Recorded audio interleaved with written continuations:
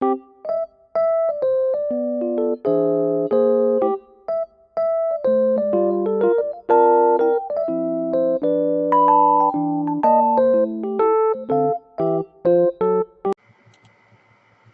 day, Ms. Ampon. I am Patricia Pilapil and I will be discussing the short summary of our research paper. So the main aim of this research is to investigate how the two major globalization topics affects the environment. The researchers study the contribution of economic and technological globalization to land and water pollution. The researchers administered a descriptive analysis approach and it was conducted by organizing, processing, and interpreting raw data from a variety of sources. The researchers look for a credible source on the internet that provides detailed information on the contribution of economic and technological globalization on land and water pollution. According to the data acquired by the researchers, the more we are globalized, the greater the likelihood of a rise in environmental consciousness where the relationship between environmental harm and economic progress is complex. The researchers found out how harmful pollution is to our world, especially water and land pollution, and also that globalization increases its environmental consciousness. Good day, I am Donabel Perez. For the introduction and background of the study, after centuries of economical and technological progress globally, the world is more connected than ever. But how such trends and advances in economy and technology affect the environment? How does globalization directly contribute more to land and water pollution? According to Peterson Institute for International Economics, 2021, globalization is the word used to describe the growing interdependence of the world's economics, cultures, and population, brought about by cross-border trade in goods and services, technology, and flows of investment, people, and information. In geography, globalization is defined as the set of processes including the economic, social, cultural, technological, and institutional that contribute to the relationship between societies and individuals around the world. It is a progressive process by which exchange and flows between different parts of the world are intensified. Because of trade, developments, and financial exchange, we often think of globalization as economic and financial phenomenon. Nonetheless, it includes a much wider field than just flowing of goods, services, or capital. In fact, globalization has a wider coverage, including the economic, financial, cultural, political, sociological, technological, geographic, and ecological globalization. In this study, there are two major globalization topics that will be discussed by the researchers and how it affects the environment. These are economic and technological globalization. According to umatter.com 2020, economic globalization is defined as development of trade systems within transnational actors such as corporations or NGOs. While technological globalization is a phenomenon by which millions of people are interconnected through the power of digital world via platforms such as Facebook, Instagram, Skype, and YouTube. Economic and technological globalization has visible impacts that are definitely affecting the environment. Many critics pointed out that globalization has negative effects on the environment, perhaps in air, water, and land pollution. But in this study, the researchers will only focus on land and water as the most affected area brought by globalization. As defined by Britannica.com 2017, land pollution is the deposition of solid or liquid waste materials on land or underground in a manner that can contaminate the soil and groundwater, threaten public health, and cause unsightly conditions. On the other hand, water pollution is the release of substances into subsurface, groundwater, or into lakes, streams, river, and ocean, to the point where the substances interfere with beneficial use of water or with the natural functioning of ecosystem. In addition to the release of substances such as chemicals or microorganisms, water pollution may also include the release of energy in the form of radioactivity or heat, into bodies of water. In this study, the researchers use a qualitative research method wherein the findings of the study are based on the previous literature. Through in-depth study, the researchers will seek to answer the following research question. First, how does economic globalization contribute to land pollution? Second, how does technological globalization contribute to water pollution?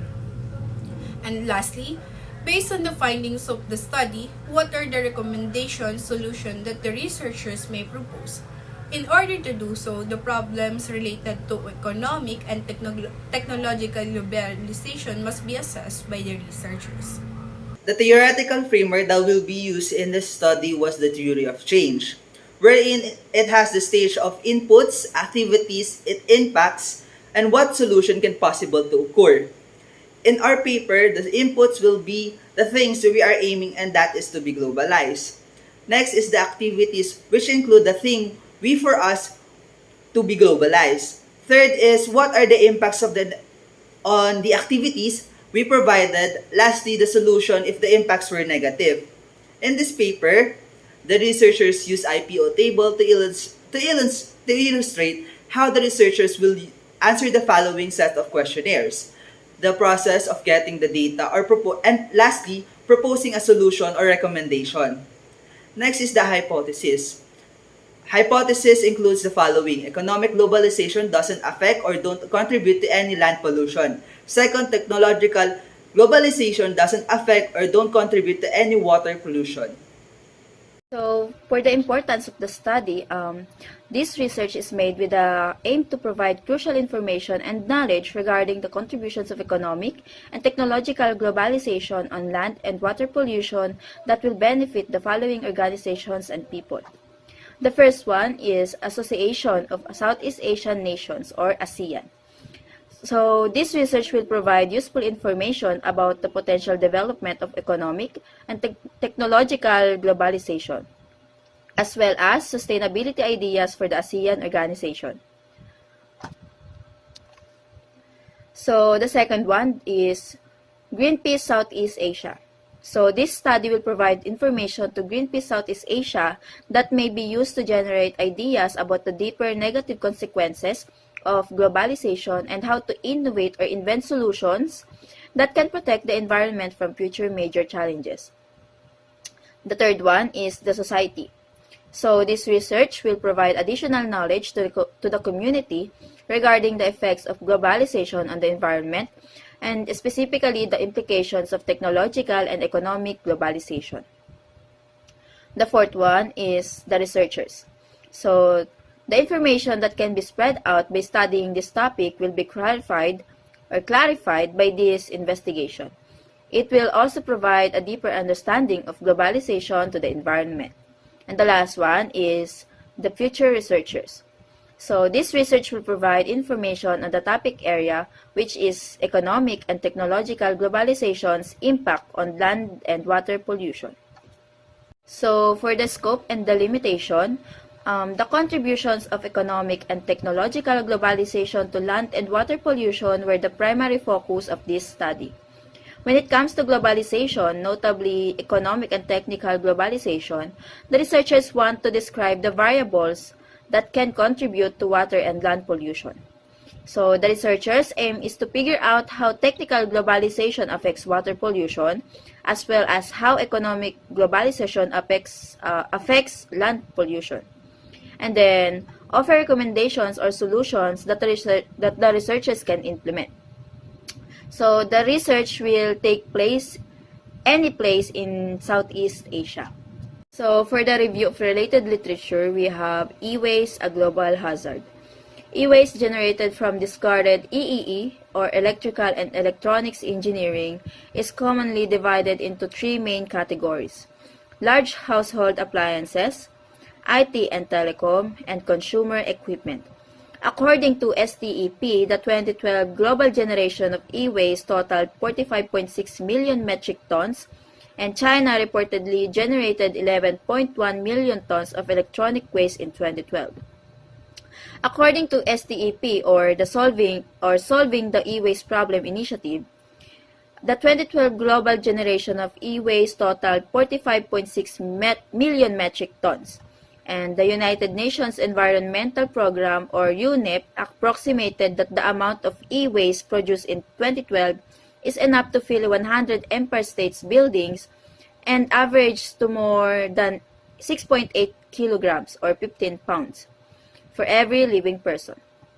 The sheer volume of e-waste is problematic, but more concerning is the rapid increase of this complex global waste stream. The 2012 UN report projected that by 2017, global e-waste will increase a further 33% from 49.7 million to 65.4 million tons per annum. India alone is expected to increase 18-fold by 2020. Consumer demand and a high obsolescence rate led to frequent and unnecessary purchases of EEE. Short innovation cycles and low recycling rates contribute to rapidly rising quantities of electronic waste. E-waste recycling can lead to direct or indirect exposure to a variety of hazardous substances that are contained in EEE or formed and released by unsafe recycling practices. There often is a lack of suitable off-gas treatment during such recycling processes, particularly smelting. Unsafe techniques used to regain valuable materials often increase the risk of harmful exposures. Plastics are burned, often at low temperatures, to dispose of computer casings or to retrieve materials from electronic chips. Incineration releases heavy metals such as lead, cadmium, and mercury. The combination of toxic byproducts, working materials, and the actual e-waste may lead to adverse health outcomes. Indirect exposures can occur as a result of environmental contamination caused by inappropriate e-waste recycling, such as contamination of soil, air, and water near e-waste recycling sites. Metal-contaminated sediments and high levels of dissolved metals in rivers and around the e-waste recycling town of Guiyu have been recorded. Bioaccumulation, food contamination, and widespread ecological exposure can all result from the discharge of harmful substances into the ecosystem. So for our research design, we, the researchers, chose narrative analysis approach to assess our respondents' response based on the questions we made. So narrative analysis in qualitative research can uncover behaviors, feelings, and motivations that aren't expressed explicitly. Therefore, we choose narrative research since we are seeking response from our chosen respondents on what were their assumptions on the contributions of economic and technological globalizations on our land and water pollution, and what would be their feelings, especially if it would be used continuously. Since people nowadays cannot give their own point of views, we use this narrative analysis approach to uncover and to give chances to express their thoughts in this kind of issue, specifically environmental issue. So for our sampling method, we choose a convenience sampling, a type of non-probability sampling technique wherein we'll be choosing several respondents that were fit in our criteria. It is also the most efficient sampling method since people are sampled simply because they are a convenient source of data. That would be your relatives, family, and friends, and even colleagues. So this sampling method we use is favorable for us, the researchers, and for our respondents, since we don't need to go far on finding suitable respondents. And aside from that, because of our current situation today, this sampling method is the safer way to conduct interview. That's all. Thank you. Data gathering procedure. The researchers search a reliable source from the internet that provide a specific information regarding to the contribution of economic and technological globalization on land and water pollution.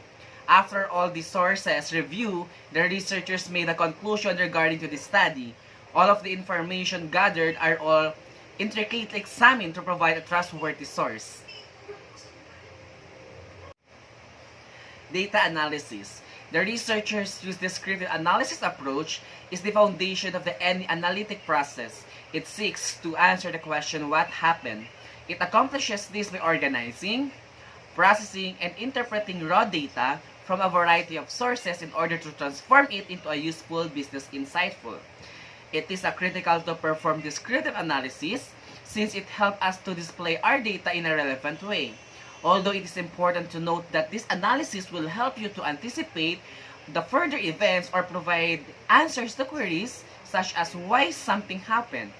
It will also organize our data and make it suitable for further research.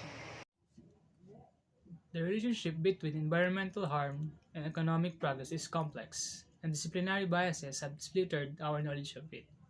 The environmental cost-net curve hypothesis has dominated this debate, although it is simple one piece of larger pollution economic puzzle. As we consider a societal shift towards a circular economy, there is a need to consider a more integrated framework for analyzing the evidence that connects pollution and economic development.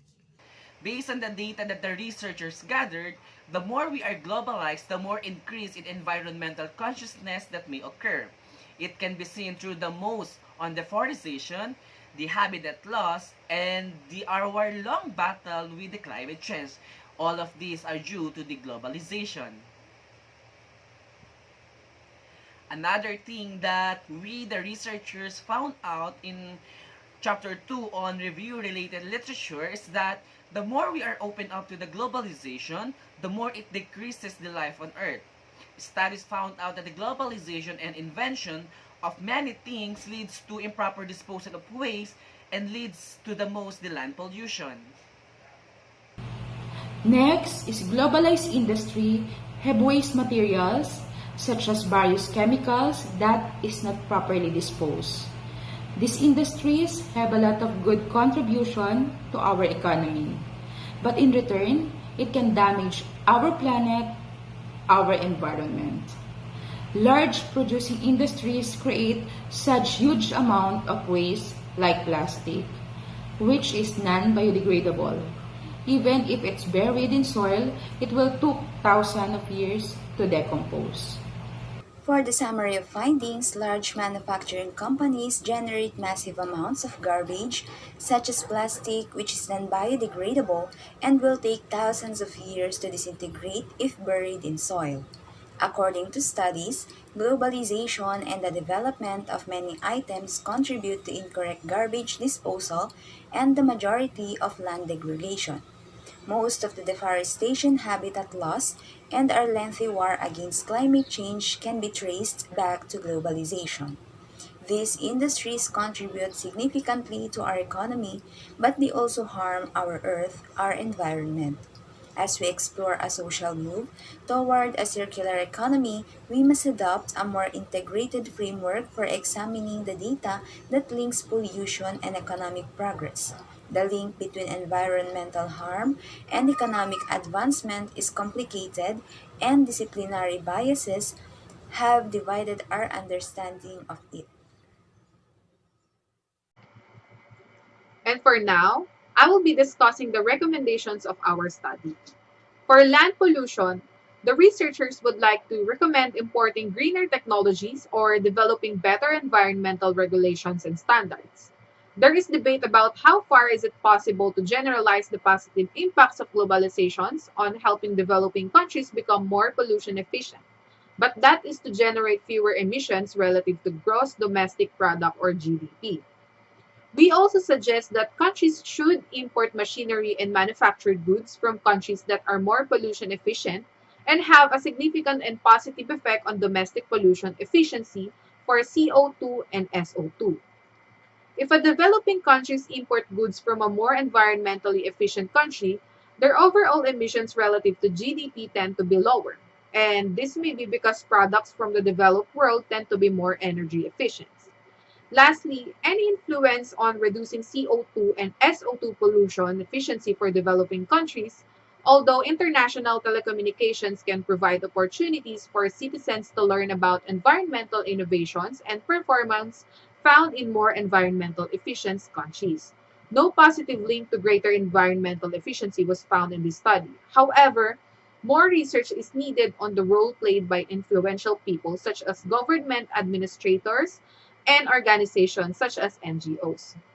The researchers would like to recommend privatization of previously public assets that generate revenue from sales and promotes greater efficiency from revamped operations while promoting profits for the new owners. Secondly, as a basic necessity of modern life, many corporations should view water as a good investment.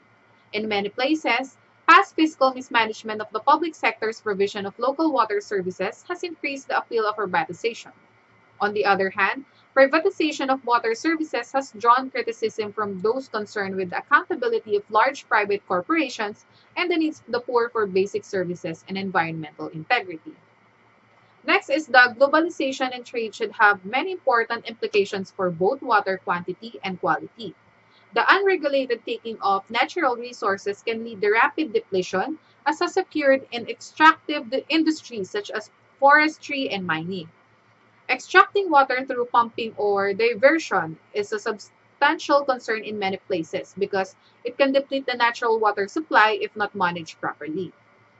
And for the last is water quality concerns can arise from extractive industry as well as from various manufacturing and agricultural production processes. For example, various pollutants generated as byproducts in the production of plastics, synthetics, pesticides, detergents, pulp and paper, and other materials can pose a water quality and conceivably a human health hazard if not regulated and managed properly.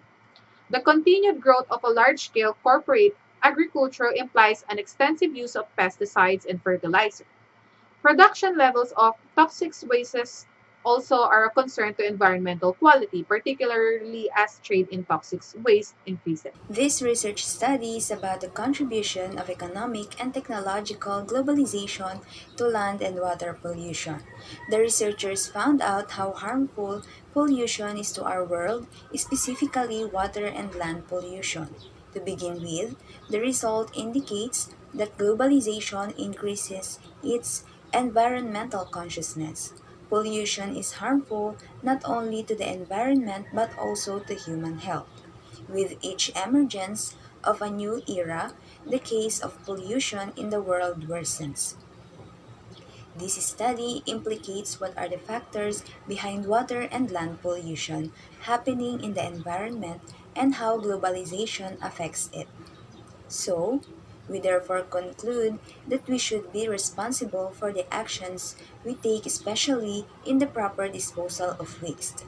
Waste will not only affect the land but also the water. So, every citizen must be careful in disposing of garbage everywhere if they do not want to face the serious consequences that can occur.